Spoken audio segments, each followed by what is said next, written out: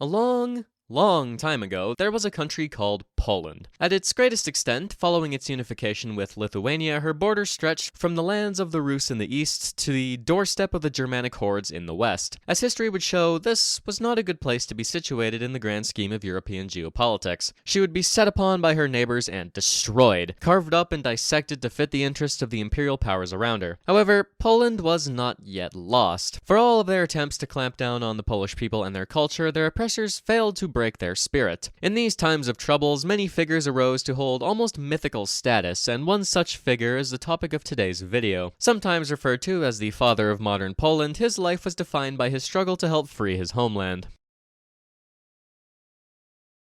Józef Klemens Piłsudski was born on December 5, 1867, in Żuwo, a village near Vilnius in Lithuania. His family were Polish nobility that had an estate in the area, to which they had fled after a Russian crackdown in the country following the January uprising in 1863. He was the fourth child and second son of 12 to a household that was wildly patriotic for Poland. Many of his extended family had aided or fought in some way, including his father, so it's understandable that it became a focal point in Pilsudski's life. Józef's father was a highly educated fellow from noble background and incredibly reckless with money, fancying himself a businessman who put a lot of effort into developing agriculture and industry in the area, which didn't really succeed because ADHD. His mother was quite the opposite of her husband, being very frugal and responsible overall. It was her family that owned the estates that Pilsudski would be born on. He primarily took after his mother, who is described as an incredibly compassionate and intelligent woman. She would serve as Pilsudski's primary teacher for his early life, making damn sure to regale him with Polish history and culture. Things were pretty idyllic for a while, until the entire estate burnt to the ground in 1874 while everyone was out of town, stripping them of much of their livelihoods. As a result, the family took what it had left and moved to Vilnius. This, naturally, changed the dynamics of things a little bit. Notably, Piłsudski would be sent to school, specifically the state gymnasium in the city. Don't forget, the Russians run the place for now, so if you wanted to go anywhere, you kinda had to put up with their bullshit for a while. Pilsudski did incredibly well, getting near perfect grades on his entrance exams. He picked up Russian quite easily, so his school career was marked by success. He was that one kid you knew who literally never studied and still got good grades some fucking how. He was, of course, still a bit of a rebel, having the audacity to speak his mother tongue on school grounds. He also did other things like publish underground Polish newspapers and joining various illegal Polish student organizations, but speaking Polish? That's a sin around these parts. He did a lot of reading and self-educating and came to the conclusion that A, Poland absolutely needed to break free from Russian rule one way or another, and B, Poland needed to modernize its society to achieve this. As a result, he became very pro-democracy. The 1863 uprising remained in his thoughts constantly. He believed that, if the Polish nation, not the Polish state, could mobilize its collective will towards great action, then independence was still possible. The old nobility couldn't accomplish this, so obviously it was time for something new. He graduated from the gymnasium in 1885, not quite top of his class, but good nonetheless. He elected to try his hand at med school after this. Apparently he had no interest in medicine, he only went because his dad wanted him to study engineering in St. Petersburg, while Pilsudski told him to shove it and went somewhere else. He continued to do pretty good in class, however he would be arrested twice during his time in university for participating in student demonstrations. He also had his first encounters with a rather new ideology on the block: socialism. He attended a few meetings of Russian socialists and figured, hey, don't knock it till you try it, right? And decided to give it a whirl. Could be just the thing to unify the Polish nation, after all. He returned to Vilnius and decided that Russian-taught schools were cringe and decided not to go back to university. So he pondered on what to do. Remember last video how I said the two options for people who couldn't go to university were joining the army or taking up a trade? Well, Pilsudski picked the secret third option, becoming a socialist terrorist. I mean, you know, if you got nothing better to do, may as well, right? Man can't have hobbies. His attempts to do that were affected significantly by a completely different socialist terrorist group in St. Petersburg in March of 1887. They wanted to assassinate Tsar Alexander III, and it just so happened that one of them was buddies with Pilsudski's brother Bronisław, so they harbored them for a while. Before their plot could go off though, they got busted, and the buddy of his brother elected to rat out Pilsudski for hosting them in his house. Bronisław was given 15 years in Siberia, and Pilsudski was given 5. He arrived in Irkutsk in October 1887, where he resided for 2 months while his actual destination was prepared. His time out east tanked the shit out of his mental health, as one would expect from being exiled to bumblefuck Siberia. It was a lot of sitting around and doing nothing, and it nearly drove him mad. That December, he was moved to an even bigger shithole called Kierensk, where his actual sentence would be carried out. out. Ironically though, because of how far from anything even remotely relevant this little town was, Piłsudski was actually allowed reasonable freedoms. Like, what, you gonna walk back fucking home from here through the tundra? Good luck. He completed his sentence in May of 1892, returning to Vilnius with new plans for the future. He initially didn't do a whole lot because the cops were still on his ass constantly, and he was legally banned from living in any city in Russia that had a university in it for 5 years. To keep himself busy, he attended some meetings of a small socialist organization in Vilnius. The main thing that came of this little organization was Piłsudski's absorption into the newly formed Polish Socialist Party, or PPS. It was formed in exile, and its policies were about what you would expect: universal suffrage, workers' rights, equality before the law, rights to form unions, and other fun stuff. But they had a few unique quirks that set them apart. For one, they wanted Russia broken up. Like, fucking destroyed. Not only were they oppressing Poland, but every other group in the country, which, to be fair, is kinda true. They also, interestingly, wanted a big Poland based on the pre-partition borders. Lithuania, Belarus, and Ukraine were to be incorporated as part of a big multinational federation of equals that could stand up to the imperialism of their neighbors. They also didn't like the Jews, but not in the way you would expect. No, they only disliked Russian Jews, specifically for participating in Russification efforts and generally advocating for Poland not gaining independence or autonomy in the event of the Tsar being toppled. Piłsudski immediately jumped on these ideas, specifically the multinational federation part. So, he began writing for these fellas and became their official correspondent in Lithuania. Now, I will say that Piłsudski wasn't like a super socialist or anything, but he did think that the ideas of socialism could be used as a very good rallying point to bring about liberation. In 1893, the PPS would officially pop into existence on Russian and Polish soil, and Piłsudski was made de facto leader of the socialist group in Lithuania. He would write a whole bunch of stuff over the next couple of years in this position. He also staunchly supported Polish independence, as expected, and essentially said that he wouldn't cooperate with Russian socialists unless they recognized the future independence of the country. This did directly lead to a party split, as more traditional socialist elements didn't want to piss off the Russians and didn't want to throw around the I word so easily. They were led by Rosa Luxemburg, of all people, funnily enough. So they broke away and proceeded to be basically irrelevant for most of this video because nearly their entire organization got arrested a year later, along with a big chunk of the PPS leadership. After the wave of arrests hit, Piłsudski went, well, guess I'm in charge now, and then he was. In December of 1894, he left the country for the first time, meeting up with representatives of the London branch, a trip he would take several times over the next few years. Naturally, he spent a lot of time establishing ties with socialist movements all across Europe as well, managing to get many socialist leaders to advocate for Polish independence in the name of socialist liberation. He would attend the International Socialist Congress in 1896, where he continued to advocate for Polish independence, staunchly opposed by Luxemburg. She was able to sway public opinion enough to get the Congress to be non-committal on the topic of Russia. The more things change, the more they stay the same. As for the paper, he began tirading against both the clergy and the Szlachta, as well as Roman Dmowski's newly formed National Democratic Party. They were a pretty standard conservative nationalist group that would remain a thorn in Piłsudski's side for the rest of his life. On the personal side, in 1899, he would get married for the first time to Maria Juszkiewicz, a woman he had met at a socialist meeting several years prior. Interestingly, she was a divorcee, so in order to marry, the pair legally converted to Protestantism. The two wouldn't have any kids, but Piłsudski became the stepfather of Maria's kid. Later that year, the couple, along with the party paper, moved from Vilnius to Wandycz to keep the feds on their toes. However, he got super unlucky. In February of 1900, he got a visit from a party member who, unbeknownst to them, had been followed. He and his wife were promptly arrested later that night. His capture had temporarily neutered PPS, and whoever was left formed a provisional committee and attempted to rebuild things and get Piłsudski some help. He was sent to the Warsaw Citadel, where he was kept in pretty alright conditions. He was also able to smuggle things in and out through informants. To get out, with the help of one Alexander Sokiewicz, he very convincingly faked a mental illness over the course of several months, which got him transferred to a mental hospital in St. Petersburg, with much lower security. The director of the hospital was Polish, and Sokiewicz was able to get a local PPS member who happened to have just graduated from med school to get a job. He gained the trust of the doctor, smuggled in some clothing, and when the staff was off one night, he grabbed Piłsudski and simply walked out the back door in May of 1901. What is it with Tsarist police and being completely fucking inept half the time? Oh, his wife had been released a few months earlier, in case you were wondering. Back in the saddle, they promptly fucked off to Austria to evade inevitable pursuit. He would return in April of 1902, where he participated in another party congress and did a bit of reorganization before moving back to Galicia because it was just safer. He kept writing articles and essays and bitching as loudly as humanly possible during his time there. Much of this shifted towards calling for open rebellion, which he figured was the only way Poland could throw off the Russian yoke. He also called for similar things in Lithuania, which was the nation that he spoke of most often.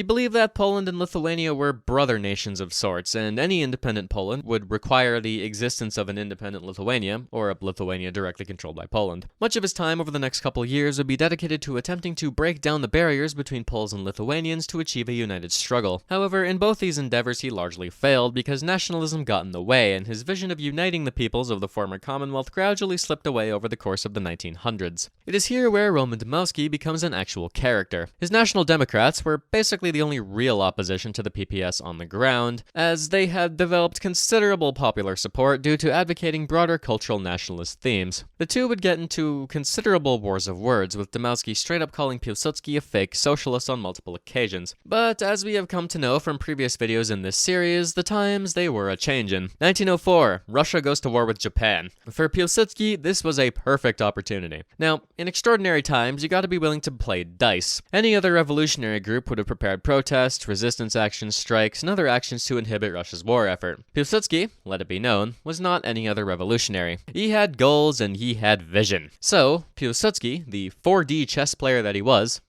did the funniest possible thing he could have done. He hit up Tokyo. The foreign branch of PPS back in London had written the Japanese government that if this war were to keep going, the Polish people would be happy to act as a Japanese ally in the West. Piłsudski also wrote a letter to the Japanese ambassador offering the creation of a Polish volunteer legion to fight for Japan. This proposal was rejected, I'd imagine, for logistical reasons. However, the other proposal, using PPS assets to gather intelligence on Russian military matters, was met with more interest. Despite this, in May of 1904, Piłsudski received a telegram from the Japanese General Staff. They wanted him in Tokyo to have a talk. Oh, you know his ass was out the fucking door before he even finished reading it. As it turned out, though, he wasn't the only Pole who had been invited, as Dmowski was also Tokyo-bound. He had prepared some words of his own, disparaging Piłsudski's desire for an uprising. Dmowski wanted to avoid a violent insurrection, believing that Russia was bound to fuck up at some point and they could break away without much bloodshed. Piłsudski arrived in Japan in July, and after much discussion, the Japanese were swayed by Dmowski and rejected his proposals. However, they did agree on the intelligence sharing and gave PPS a shitload of money for guns in exchange. The big thing he gained from the Japanese, though, was knowledge. He got a good look at the Japanese military and went, "That's rad," and determined that the only thing that could throw the Russians out of Poland was a professional standing army. He began self-educating himself on the ways of modern war. Then, after taking a few notes from some familiar faces, he brought a proposal to the party leadership. Thus, the combat organization of the PPS was established. This combat org would be a starting point for a future Polish national army. He suffered a setback after a bunch of younger party members changed the line when he was out for cigarettes, which dramatically reduced the power he held within PPS, but with some careful wording, he prevented a complete split for the time being. As a result, he began dedicating more and more of his time to the study of warfare and the advancement of the new combat org. He set up a small training school in Krakow where he began lecturing and drilling a new breed of revolutionaries in the ways of war. They, in turn, began training the combat org branches in Russian Poland. Soon after, he had another spat with the young'uns, which saw him divorce the org from total party control, which meant that by the end of 1905, he essentially had command of a private army. Thus, he began engaging in what in any other time period would be considered a guerrilla war. He did rob trains to secure funding, but explicitly opposed acts of pointless terrorism. So, when the Central Committee started ordering actual terrorist attacks, which caused very large civilian casualties, he was not particularly stoked. Now, utterly convinced that the dumb fucks around him would be his undoing, he turned his attention to foreign relations. Russia's relationship with her western neighbors was rapidly deteriorating, so Piłsudski did a bit of schmoozing. In exchange for sharing intelligence, the Austrians agreed to give him some guns and the right to base his fighters in Galicia. After robbing some more trains and killing a bunch of Russian soldiers through 1906, the PPS kicked him out. He then founded a breakaway party operating on much the same principles as the original, but with the added advocacy for war. The combat org would both militarily oppose Russian rule by stealing shit and killing people, and protect the populations of Poland from any Russians who tried to start shit. In 1908, the combat org also got a facelift, being reorganized and renamed to the Union of Active Struggle, or ZWC, with the help of some of his old allies. Back home, his marriage was struggling because he caught eyes for a woman in the combat org named Alexandra Rzeszebinska. He fell out of love with Maria, asking for a divorce, which was promptly denied. She was utterly crushed, but refused to formally divorce Piłsudski. Pilsudski. They were separated in practice, but the two technically remained married until she died. Anyways, the single largest raid carried out by the ZWC would be at Bezdany in September 1908. The raiders, led by the man himself, made off with 200,000 rubles, or around $8 million today. Satisfied with the money that the organization now had, he turned towards the creation of a truly national Polish army. To do this, he hit up the Austrians again, making a deal where a Polish paramilitary would be created in Galicia that would fight on Austria's behalf in exchange for further military intelligence on the Russians. After the Bosnian crisis that same year, Pilsudski had become convinced that a European war was inevitable, and as a result, he started making moves to be prepared. In 1910, paramilitary organizations were legalized, meaning that the ZWC could operate in broad daylight. This also led to the creation of the Riflemen's Association, led by Władysław Sikorski and aligned with the ZWC. Meanwhile, the Russians started bitching very, very loudly and were demanding that the ZWC be disbanded, but the Austrians, being the G's that they were, told them to fuck off. Around this time, other Polish paramilitaries, this time right-wing ones, began to emerge. Dmowski's party had a split of its own, as his idea revolved around Poland getting big through cooperation with Russia, pissing off many more hardline nationalists. Luckily, Pilsudski was able to put politicking aside, and he was more than willing to work these militias into a broader military structure, bolstering his forces. By 1914, war was inevitable, and Pilsudski came to the conclusion that, due to the nature of alliances and balance of power, Germany and Austria would kill Russia and then lose to Britain and France. This would mean that the three biggest imperial oppressors would collapse and a free Poland could rise from the ashes. And all it took was one bullet to set the plan into motion. It's a tale as old as time.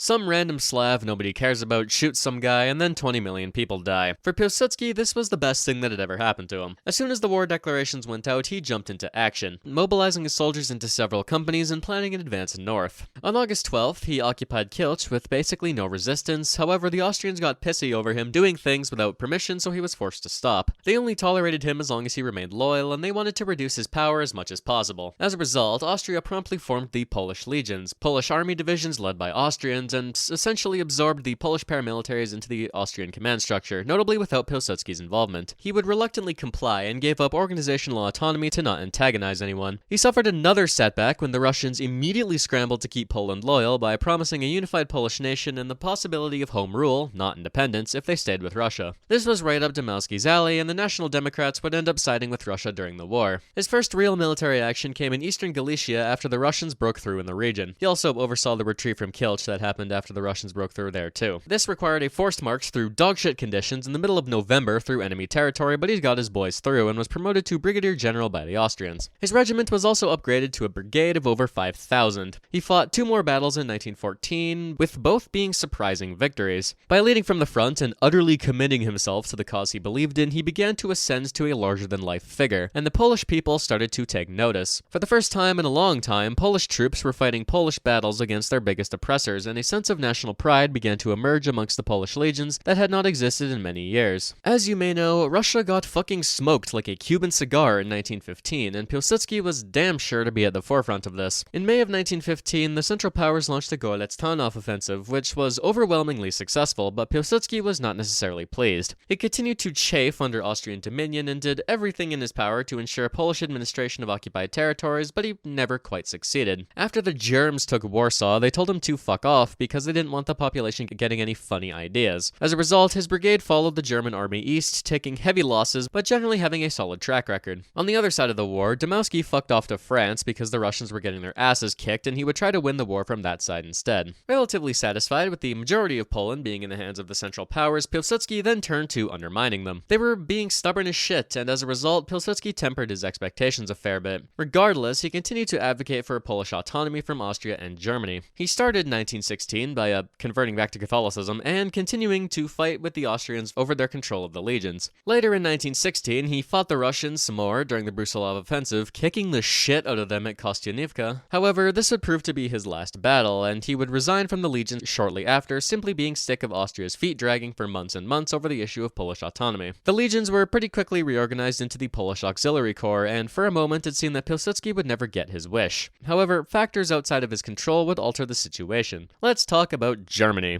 Germany had a problem. A problem that came down to simple mathematics. First Marne, 300,000 casualties. First Ypres, 100,000. Second Deep, 35,000. Gorlitz Tarnow, 100,000. Second Artois, 75,000. Verdun, 350,000. The Somme, 440,000. Brusilov offensive, upwards of 350,000. The Austrians weren't doing much better either. 650,000 casualties during Brusilov alone. The Central Powers were mathematically fucked if they couldn't find fresh meat for the grinder. As a direct result, the Germans and Austrians developed a plan for Poland. The only way they were getting Polish recruits was by caving to some demands. So, on November 5th of 1916, by decree of the two emperors, a Polish state popped into existence for the first time in over 100 years. The state was a puppet in all but name, and was very small, but it was progress. A cute little government was set up, Piłsudski got a seat in said government, and all was merry for a couple months. Meanwhile, back in Russia, the country fucking exploded. The provisional government did something neat and actually recognized the right of Poland to self-determination, which reinforced the de jure independence of the country. De facto, however, the Central Powers were still being shitheads, and this independence only existed on paper. It would take a lot more work to wrench Poland free from all of its neighbors. After Polish troops were transferred to German command and the Germans refused to give Poland the right to form its own national army, Piłsudski was done, swearing off the Germans totally. Now, he had come to command a shitload of influence, which spooked the Germans a bit. They demanded oaths of loyalty from all Polish troops, and the majority refused. As a result, most of the Polish troops were sent to prison camps. The Pandora's box of independence had been opened, and it was spectacularly backfiring on the Germans. So they did the most German thing possible. On July 22nd of 1917, Piłsudski was arrested and shipped to Magdeburg. This was received poorly. Protests broke out across Poland, and the government dissolved itself in protest. The Germans and Austrians set up a regency council in its place, and did actually make some concessions, granting shocking autonomy to the Polish government, but they still ran the country through military occupation and veto power. Piłsudski, meanwhile, had become a mythical figure through his imprisonment. He was no longer a socialist agitator who fought the Russians, he was now a hero and a martyr for Polish independence. His release became a condition for cooperation, and as a result, Poland became increasingly restless under the German yoke. Things were happening outside of Poland, too. For one, Woodrow Wilson emerged from his demonic fortress to do one of the only good things of his entire presidency: advocate for Polish independence and the safeguarding of democracy. They entered the war pretty soon after, essentially dooming the Central Powers to defeat. In Western Europe, a new Polish government of sorts popped up under Dmowski as well. He had flipped the shit out of his tune and now desired a big, strong, free Poland. There would also be a large Polish force in France named the Blue Army, commanded by Józef Haller. This would be considered the legal representative force of Poland in the Entente, at least for now. Russia also continued its death spiral, with the October Revolution and the following treaties dropping the country out of the war. All of this led to the Entente agreeing with Wilson, and by 1918, a free Poland, with sea access, became a primary war goal. As for Piłsudski, he lived in decent conditions. He finally had a child with his mistress named Wanda, born in early 1918 while he was in prison. Just to get it out of the way, his second, named Jadwiga, would come in February of 1920. Other than that, though, he just languished while things happened at a lightning pace around him. He remained in Magdeburg until a few days before the end of the war. After Germany began collapsing, it became kind of pointless to keep him there. He would be released in early November and arrived in Warsaw a few days later on the 10th. Compared to the relative disregard the majority of Poles had shown him in years prior, Piłsudski's return to Warsaw was met with jubilation. He also arrived just in time for the Regent of Poland to formally sever all connection to Germany, and on November 11th, the formal independence of Poland was declared. The Regency made Piłsudski commander-in-chief of the armed forces and tasked him with establishing a government, then disbanded itself. The very first thing he did was organize elections to make sure nobody called him a dictator. He also nominated a socialist buddy of his for prime minister, which pissed off the conservative faction, so he stepped down after like 5 days and was replaced by a more moderate guy. His cabinet would nonetheless be mostly staffed by leftists. This was intended to be a temporary measure, and after elections went off and the Sejm was re-established, this government would dissolve. The first things he did were very in line with his early beliefs. He established an 8-hour workday, declared a republic, enacted universal suffrage, and claimed a shitload of land while getting recognition from the great powers. Of course, though, Piłsudski needed to make good on his ability to get hands on this claimed land. The new Polish state would end up fighting literally all of its neighbors over ethnic frontiers, with the first coming immediately after the end of the Great War. Remember Lvov? Well, it was kind of a funny city. It had a Polish majority but a significant Ukrainian minority, and the hinterlands of East Galicia were overwhelmingly Ukrainian. The two groups started fighting almost immediately because Eastern Europe was in its Balkan girl boss era. The West Ukrainian People's Republic declared independence from Austria and took over East Galicia, then the Polish population revolted against them, Pilsudski ordered the uprising to be helped, and by the end of November, Polish troops had taken Lvov. They ended up killing a bunch of Ukrainians and burned many of their institutional buildings, sparking a series of wars between the two nations. Polish troops also engaged in a horrific pogrom of the city's large Jewish population, believing they had aided the Ukrainians. Several such waves of violence had occurred across Poland. When Pilsudski was confronted about this, he kind of just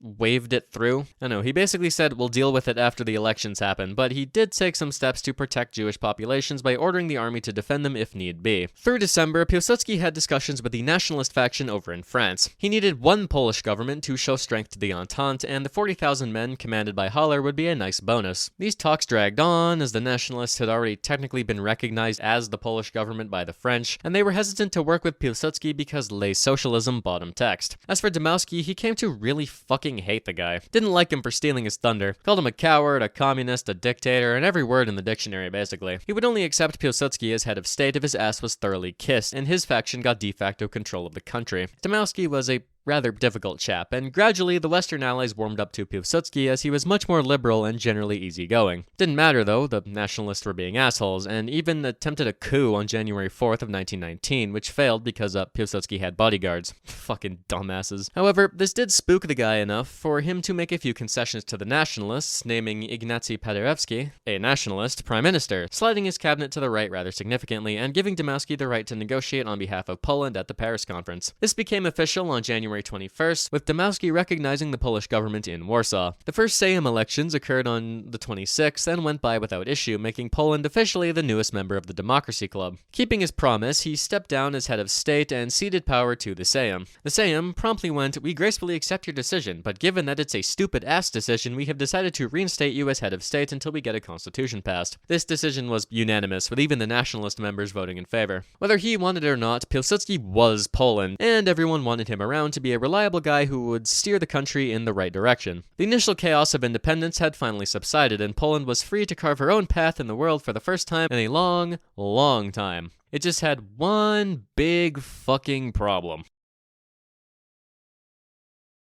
During the political crisis, the Russians very slowly started becoming an issue again. The withdrawal of the Germans in the east saw the newly formed Red Army follow them west, and now they were on Poland's doorstep once again, taking Vilnius and getting concerningly close. Piłsudski knew damn well that the Bolsheviks would come for Poland, so he set about coming up with a plan. This plan mostly revolved around beating the Reds to the punch and setting up a string of semi-independent client states in the east to permanently check their power. His main focus was Ukraine. Despite the fact that Poland was technically at war with a Ukrainian state, he believed that Ukraine needed to be free from Russia in order to preserve the security of Poland. Much of his military policy in the east would be focused on this goal. The first skirmish between Polish troops and the Bolsheviks occurred on February 14th of 1919, which was promptly followed by an eastern advance that culminated in the conquest of Białystok the following week. Advances continued through March and April, taking Pinsk and Grodno before closing in on Vilnius. Jozef Haller had also arrived on the scene, and he brought the 60,000-strong Blue Army with him. These were top-of-the-line soldiers equipped and trained by the French, so they gave the Polish military a much-needed boost.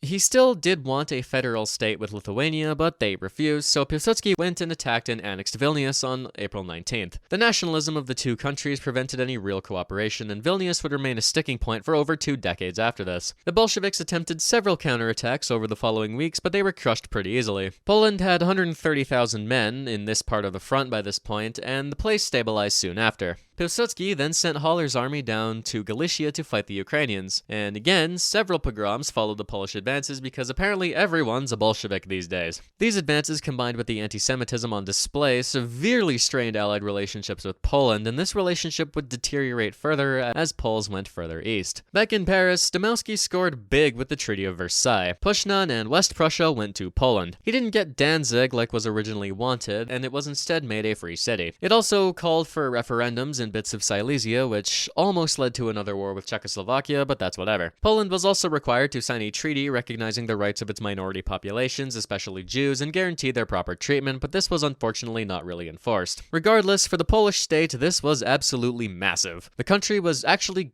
quite big by this point, and now that their western border was mostly settled, they could focus on the eastern issue. The Ukrainians in Galicia finally broke in July, and Minsk fell on August 8th. Around this time, Pilsudski got repeated requests to join the Russian Civil War on the side of the Whites, which he refused. In Pilsudski's eyes, the Whites would be just as bad as the Bolsheviks because oppressing Poland was in their blood, and therefore helping them would be basically suicidal. The Bolsheviks also seemed to know this, and they did open up peace talks during the fall to see if they could make Poland stop being a problem, but these talks went nowhere. Pilsudski had gotten a little overconfident. He figured that peace would be pointless because Poland would thrash the Reds any day of the fucking week. This would come back to bite him in the ass. Meanwhile, the Allies were making diplomatic moves to try and get Poland to play nice. A fellow named Lord Curzon proposed a permanent Polish border in the east that looked like this, hoping that this would dissuade Pilsudski from advancing further east. He told the Allies to screw off on this one, which would only cause further dips in support. Even his own allies in the Sejm were beginning to question him. They held all of Poland. Why did they need to go further? But he was a man of focus. Without an independent Ukraine and a big buffer zone, the Russians would come for them again. He just needed to make this happen. They would see. They would all see. So he turned to Ukraine. He rang up Semyon Petliura, leader of the forces of the Ukrainian National Republic, and asked for an alliance in April of 1920. Petliura agreed to give up claims to Galicia in exchange for military assistance in freeing Ukraine. Acting quickly, Pilsudski sent his men east on April 25th. They swept through eastern Ukraine very quickly. Kiev fell on May 5th to a combined assault, and most of the country west of the Dnieper went with it. For Pilsudski, this was vindication. The Red Army was fucking dog shit and obviously couldn't resist them. Ukraine would be free and Poland would be safe. His critics called this a very not good thing, less a bridge too far and more a country. But they didn't matter. He was winning, and surely nothing could stop this winning streak. Hey, look, the timelines have synced up. Wonder what that means. Oh hey, Icarus, how you doing? To the surprise of absolutely nobody but Pilsudski for some reason, the Reds started a series of counterattacks in May. I wonder what is going on their side of the lines. Is self-plagiarism a thing? Am I gonna have to cite my own video for this next part?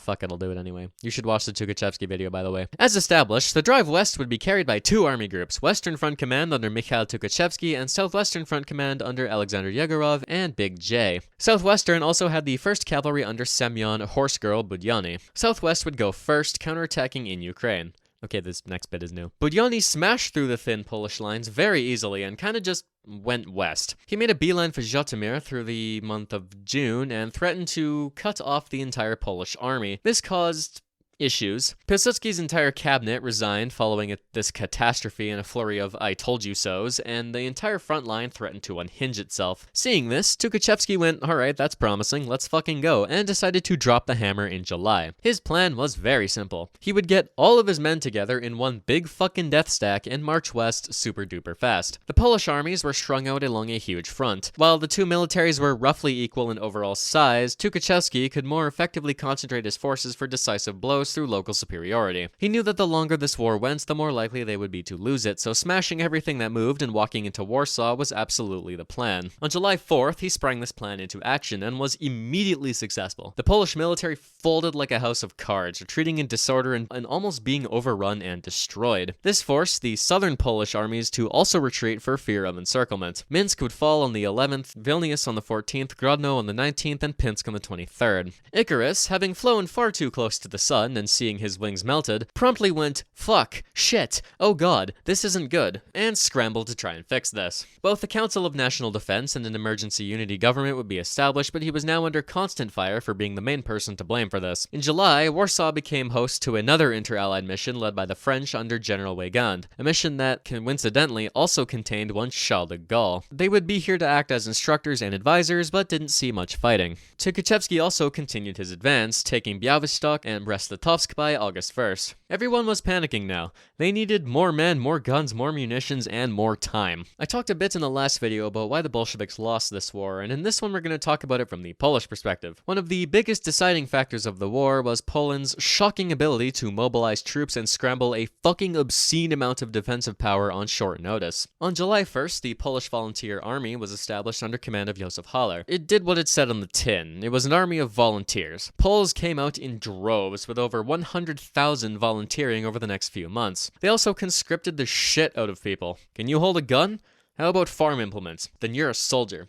Women can be soldiers too. You know what? Fuck it, we need numbers. Ukrainians, Belarusians, hell, even Russians and Cossacks. Savinkov sounds like a lovely guy. Get the fuck over here. If you hate the Bolsheviks, you'll find a great ally in Poland. Open things up to international support too. British, French, hell, the American Air Force shows up at one point in the form of the Kosciuszko Squadron. Get the cats and dogs and parakeets and goldfish involved. I'm sure they can do something. Like, I cannot stress enough the sheer desperation at play here. The fate of Poland as a society is at stake once again, and many were ready to throw everything in the kitchen sink at Tukhachevsky's troops. Pilsudski's developing time travel and pulling every Polish soldier through time to stand and fight, and he's calling in every favor he can muster. Fucking Rogel Dorn is fortifying Lvov, Granite Company's posted up in Modlin Fortress, Kiryu's sub-story music plays, fucking Hungary and Romania set aside their differences for a moment to get weapons to Poland, HIMARS platforms are being set up, Sikorsky has the 20 Cobb cannon strat going, all rounded out by fucking Spock, The Rock, Doc Ock, and Hulk Hogan. No expense was spared to kick Bolshevik ass, and by the time the Reds approached Warsaw, the Polish forces actually outnumbered those of their attackers. Piłsudski himself had come up with a plan together with Chief of Staff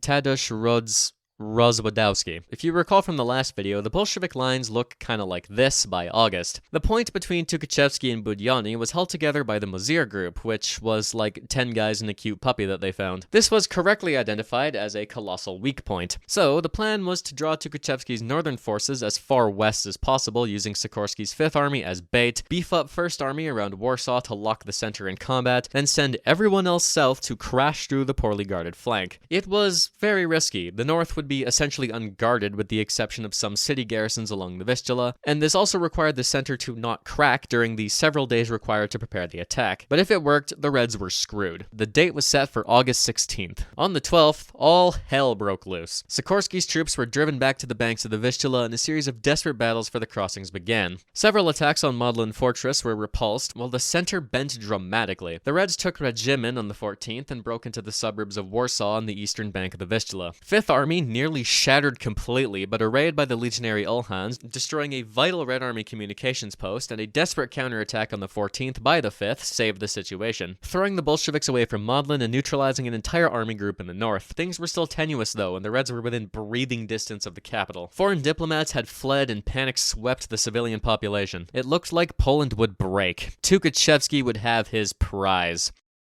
There's one specific tale from this battle that I wanted to bring up. During the Polish counterattack on Ossow on the night of the 14th, one Ignacy Skorupka permanently etched himself in Polish myth. He was a Roman Catholic priest who had signed up for the military as an army chaplain. One version of the story states that in a moment of fear and apprehension amongst the Polish troops, Father Skorupka reportedly emerged from the front line, crucifix in hand, and personally encouraging and leading the charge. He would be fatally shot in the process, but his martyrdom gave the troops the will to fight. When all was said and done, Piłsudski's opponents would go on to say that only God could have saved Poland that week in August. If that is true, then by grace of God, Poland fucking won. On the 16th, with Piłsudski commanding his armies personally, the counterattack began. The weak Mozir group dissolved without issue, and by the end of the day, they had advanced dozens of kilometers into the rear of Tukhachevsky's army. Siedlce fell the next day, threatening to completely surround and destroy the entire Red Army. This combined with renewed Polish attacks across the entire front to render Tukhachevsky's army dangerously close to complete annihilation. By the 18th, the Reds were in total retreat across the front, and Piłsudski returned to Warsaw a hero and the savior of the nation. By the 25th, the remaining Bolshevik divisions that had been cut off were chased into East Prussia, where they were disarmed and interned, and Tukhachevsky had been driven back to Białystok. By the end of September, they had been pushed over the Niemen River and out of Poland completely. Down in Lvov, the city had held against the attacks by Budyani, and his cavalry were decisively destroyed in the Battle of Komono. In just 2 months, the Red Army had been humbled and humiliated,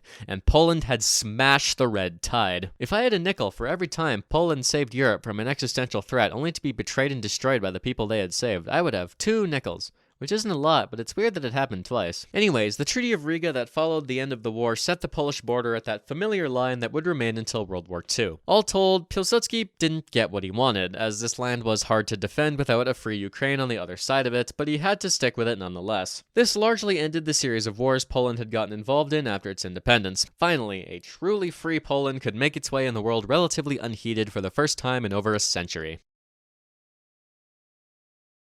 Piłsudski's peacetime role was primarily dedicated to stabilizing Polish politics, which would prove to be a very tall order, but we'll get to that in a minute. In March of 1921, he approved Poland's first constitution, which was a tad controversial because the National Democrats wanted to check Piłsudski's power, but after some debate it went through. This constitution officially secured democracy in Poland and was a landmark step in proper Polish statehood. That August, his first wife Maria would die, with Piłsudski interestingly not attending the funeral. He promptly married Alexandra in October of 1921. This was followed by the first of many cabinet crises over the new foreign minister being controversial, which was immediately followed by a Ukrainian attempting to assassinate Piłsudski while he was visiting Lvov. Fun times. After the Genoa Conference and the treaty between Germany and Russia, the prime minister resigned, leading to another shit show. This one lasting 2 months and ultimately ending with Piłsudski threatening to resign and almost getting voted out of office for not picking a new prime minister. His government fell one more time before the end of 1922, and this made Piłsudski very upset at the Sejm for being annoying. The election that followed basically destroyed the political center, and Polish politics began destabilizing rapidly. That December, he announced he wouldn't be running for president and would allow democracy to run its course. Gabriel Narutowicz would be the first non-Piłsudski president, and the National Democrats lost their shit because he was elected largely because of leftist groups and minorities. They blame the Jews in particular because I guess it's impossible to scapegoat literally anyone else. He was in office for 5 days before being assassinated by a rightist. After the government was reshuffled again, this time to the right, Piłsudski resigned from politics altogether. He was done with this shit, at least for now. While he was out, the economy slowed, strikes broke out, and multiple governments rose and fell, and nobody was seemingly capable of doing literally fucking anything. As it turns out, Piłsudski was Poland, and many of the people around him were complete idiots. The government fell again, and Piłsudski decided to reinsert himself into politics to control the position of Minister of War. Most of the military would essentially not accept anyone in military positions that wasn't approved by Piłsudski, and everything started getting really tense. In 1926, the economy tumbled further, and the finance minister slashed wages, leading to more social unrest as unemployment spiked. Eventually, the government fell one final time in May of 1926. The newly appointed prime minister was harshly criticized by Piłsudski, and he decided to fix this shit on his own. On May 12th, Piłsudski got a bunch of loyal soldiers together and overthrew the entire fucking government. After several battles and hundreds of deaths, the Polish government was toppled and Piłsudski forced himself into power, setting up a new Sanation government. He went, alright, fuck the leftists, fuck the rightists, we are being centrist through force. He didn't take the presidency himself, instead enforcing new elections for office. He supported an old buddy of his, Ignacy Mościcki, who won pretty handily, but he obviously kept his hand on things. His coup was controversial, but Piłsudski was so popular by this point that most just let it go. He can obviously fix the country, right? He shoved through a new constitution that gave the president the power to dissolve the Sejm and appoint members to it in emergency situations, and rule with total authority when the Sejm was dissolved. It essentially neutered the Sejm as an entity and made the president a dictator in all but name. However, the Sejm kept bitching and whining, and a series of governmental clusterfucks caused the political stability of the country to spiral downwards. This culminated in the PPS essentially announcing its intention to get rid of Piłsudski and return democracy to the country by overthrowing him. Most of the leftist parties in the Sejm supported this, and even some of the right-wing factions too. A series of protests broke out through 1930, and in response, Piłsudski had,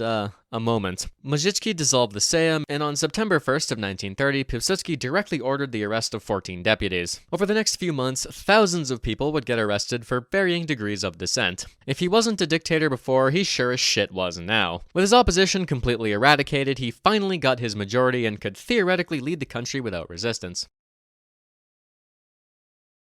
The coup and the shitshow that followed did not do good things for Piłsudski's reputation. Everyone was calling him a dictator, and some even began throwing around the F word. To be fair, you don't abolish democracy and jail opposition without being rightly called a bit of an asshole. His most vocal opponents were PPS, the very party he helped found. Long gone was the noble freedom fighter, they said. But Piłsudski defended himself. He believed that this was necessary to preserve Polish democracy, and this whole thing would only be temporary. This is all temporary. Despite this, he soldiered on. The Big Sad hit in 1929 and basically fucking destroyed Poland's economy. The Organization of Ukrainian Nationalists, they're a terrorist group in Galicia, just roll with it, assassinated one of his biggest allies in the Sejm in 1931. He suffered a huge decline in his physical well-being. Oh, and the fucking Nazis were on the verge of rising to power. The last thing Poland needed was a weak leader. After Hitler did come to power, he tentatively approved of Hitler's peaceful rhetoric and did continue diplomatic relations with Germany, but he had both eyes on them at all times. There's also the possibility that he went to the French in 1933 and politely asked for a preventative war against the Nazis so that they couldn't get their feet off the ground, but this went nowhere. In response to many of these developments, Pilsudski focused heavily on maintaining Poland's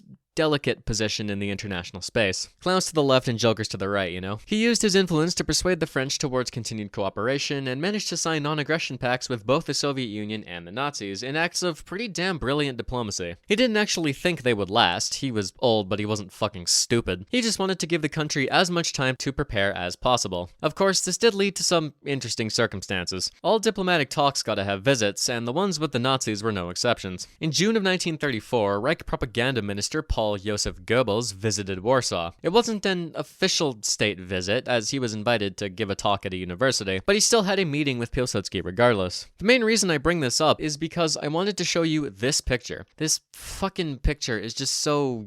yeah. Like, nobody looks comfortable in this photo and it's hilarious. Fucking crazy blunt rotation right there. Anyways, Piłsudski did not like the guy. He knew damn fucking well how this little arrangement would end, but he put on his best diplomatic face regardless. Other than this, Piłsudski was getting very old and his health was declining rapidly. One of the last things he did was sign off on a new constitution that basically stripped all power from anyone that wasn't the president or a member of their inner circle, and also gave the president the right to choose their successors in wartime. This constitution was passed on April 23rd of 1935, and on that same day, Piłsudski was diagnosed with liver cancer. By this point, he was a broken man physically, struggling to even keep himself upright at times. But to his last moments, the first thing on his mind was the future of Poland. He was utterly terrified of what would become of the country after his passing, and it weighed heavily upon him. Mere weeks later, his time would come, on May 12th of 1935, slipping quietly into the pages of history. The death of Piłsudski was met with collective national shock and mourning. The great helmsman of the Polish state was no more, and many struggled to cope with this new reality. Praise and condolences from around the world flooded in, including from the Pope, representatives of every Abrahamic religion, Big J, King George V, Benito Mussolini, Emperor Hirohito, and even Adolf Hitler himself. Hitler ordered a ceremony in Berlin to commemorate his passing with full Catholic tradition in place, marking the only time he attended Mass during his reign. It is difficult to put into words the sheer respect and admiration the Polish people had developed for the late marshal, so I think an anecdote would showcase it best. He would be interred in the Wawel Cathedral in Warsaw next to the likes of Jan Sobieski, Queen Jadwiga, Stanisław Poniatowski, and Tadeusz Kościuszko. The Jewish community also came out in praise of the man despite their complicated relationship in the past. His death left the country bereft of one of its most influential figures, and this void would be felt in years following. There was a chronic lack of people that were his level of competent available to replace him, and as a result, the government of Poland would sputter and sputter, eventually culminating in the annihilation of everything Piłsudski worked to build. Poland was destroyed, divided, and directly targeted as part of one of history's worst genocides. This was followed by 40 years of communist rule, once again under the thumb of the Russians. The communist government sought to smear Piłsudski's legacy and personage, attempting to relegate him to the dustbin of history. And yet, once again, the Polish spirit remained unbroken. Piłsudski became a symbol in death that represented freedom and liberty for many Poles, especially during communist rule. His likeness and his exploits became rallying points, used in everything from anti-communist propaganda to election posters during the democratization of the country. Of course, he still maintains a somewhat complicated legacy. Many disparage him as a dictator who tried to play Napoleon, smothering opposition, destroying democracy, and almost costing Poland her independence more than once. But eventually, Poland would be free. Love him or hate him, he got things done. In a time when few were willing to chance another Polish attempt at independence, Piłsudski never lost hope. The father of modern Poland would have his vision succeed in the long run, and if nothing else, it vindicates him slightly. Because through all the highs and lows and successes and failures, he retained the courage to simply say, Poland is not yet lost. That about does it for this video. Thanks for watching, and I'll see you around.